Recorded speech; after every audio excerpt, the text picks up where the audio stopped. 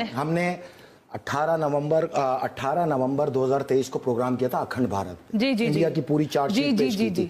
मैं जो आपको बताना चाह रहा हूं, ये 18,000 फौजी इंडिया के 5 अप्रैल को पहुंचे हैं इसराइल में। कमांडोज, रॉ के एजेंट्स जो इस जंग में हिस्सा हैं। 8,000 को तैनात किया गया हैफा पोर्ट पे। 10,000 लेबनान और इसराइल बॉर्डर के ऊपर मौजूद हैं, जबकि 3,000 को ये डिप्लॉय कर रहे हैं रफा क्रॉसिंग के ऊपर। अभी तक हमने 400 इंडियन फौजियों की चिता जलाई। मैं वादा करता हूं नरेंद्र मोदी, 18,000 में से अगर एक भी वापस आ गया ना जिंदा, तो आना और मेरा गिरेबान पकड़ लेना। तुम्हारा बिल्कुल खर्चा नहीं होने देंगे, मिसाइल मार मार के इनकी चिता जलाएंगे। तुम्हारे हैफा से हम उस दिन खुशी मनाएंगे जिस दिन इस्लाम का परचम लगेगा बैतुल मुकद्दस पे। यरूशलेम फलस्तीन का दारुल हुकूमत होगा और हैफा पोर्ट सिटी इसराइल गर्क हो जाएगा। इसके साथ ही इंडिया की मईशत को गर्क करेंगे। हमने 4 नवंबर को इनको आगाह किया था कि इस जंग का हिस्सा ना बनना। ये मुसलसल अपने फौजी भेजते रहे, प्रोपेगेंडे के जरिए मुजाहिदीन को दहशतगर्द करार देता रहा इंडिया में। इंडिया को बताओ, उसी दिन 18 नवंबर को जब 15 दिन का तुम्हें टाइम दिया था कि माफी मांग लो और पीछे हट जाओ, तुम नहीं हटे। तुमने हमारा मजाक उड़ाया, पाकिस्तानियों का मजाक उड़ाया, पाकिस्तानी माओ बहनों को तुमने फकीर का। तो उसी दिन तुम्हारा अंजाम मैंने पेश किया कि तुम्हारी मैशियत को फैसल वजाब दी।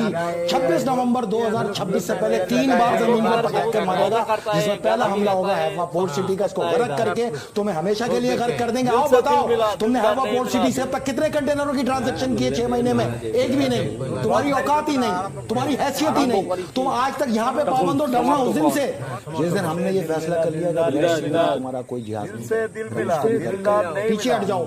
ये 18,000 जो जानवर लेके आए हो तुम हमारी मुसलमान माओ बहनों को मारने के लिए, इनको लेके दबाओ जाओ इसराइल से, नहीं तो फिर तुम्हें वासिले जहन्नुम करेंगे और तुम्हारी चिता का जो खर्च है वो मैं बचाऊंगा। इनके सरों पे मारेंगे मिसाइल, जहन्नुम वासिल करेंगे। आप जो बात करते हैं ना इंडिया, ये मैं थोड़ी कह रहा हूं। आप ठीक है, मैं आपसे ये अर्ज करना चाहती हूँ कि 900 उस वक्त थे बॉर्डर पे जी, इसराइल और लेबनान के। 18,000 ये पहुंचे 5 अप्रैल को।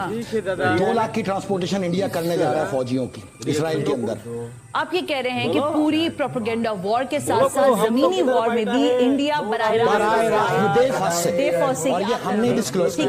ठीक है, लेकिन आप ये जो वहां बैठ के लब कुशाइयां कर रहे हैं इंडियंस अपने चैनल के ऊपर बैठ के, और जो हमें आतंकवादी कह रहे हैं, मैंने तो आपसे कहा था इनके जितने आजादी की तहरीक करने वाले थे उनको बोलो ना आतंकवादी, बोलो मंगल पांडे को, बोलो दूसरे लोगों को। मैं जरा किसी पॉइंट पे आना, हमारे अल्लाह के घर की आजादी की जंग में तुम बुत परस्त 1000 मील के फासले पर रहो, वहां से अपने फौजी वापस निकालो, नहीं तो ये जंग तुम्हारी दहलीज पे मैं खुद लेके आऊंगा। नहीं मिला, दिलदार नहीं मिला। ओके।